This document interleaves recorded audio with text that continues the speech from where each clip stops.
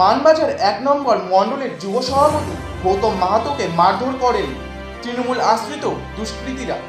মাথায় আঘাত করা হয়। এদিন রাতেই গুরুতর আহত অবস্থায় আহত ব্যক্তিকে পুরুলিয়া মেডিকেল কলেজ হাসপাতালে ভর্তি করা হয়েছে। এদিন রাতেই আহত বিজেপি নেতাকে দেখতে হাসপাতালে পৌঁছান বিজেপি প্রার্থী জ্যোতির্ময় সিং মাহাতো। বিজেপি প্রার্থী অভিযোগ করেন, চক্রান্ত করে এ ধরনের ঘটনা ঘটিয়েছে তৃণমূল। কমিশনে অভিযোগ জানানোর পাশাপাশি সঠিক তদন্তের দাবি জানিয়েছেন তিনি। যদিও অভিযোগ অস্বীকার করেছেন পুরুলিয়া জেলা তৃণমূল সভাপতি সৌমেন বেলধরিয়া। তিনি বলেন, পারিবারিক ঝামেলার জেরে এই ঘটনা ঘটেছে, পুলিশ তদন্ত করছে।